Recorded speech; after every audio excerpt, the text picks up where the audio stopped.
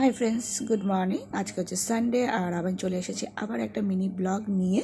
তো মা এদিকে রান্নাঘরে ঘুগনি বসিয়ে দিয়েছে ব্রেকফাস্টের জন্য, আর আমি গিয়ে মাকে একটু হেল্প করলাম, গিয়ে দুধ বসালাম আর সাথে লুচি করার জন্য ময়দাটা মেখে নিলাম। আর সাথে তো দুধটাও আমার গরম হয়ে গেছে, গরম হওয়ার সাথে সাথে কাপে ঢেলে নিলাম আর তার মধ্যে কিন্তু হলুদ দিয়ে দিলাম। অ্যাকচুয়ালি আমি দুধ খেতে একদমই পছন্দ করি না, আমার ভালোই লাগে না দুধের স্মেলটা, তার জন্য হলুদ দিয়ে দিলাম যাতে দুধের স্মেলটা না করে।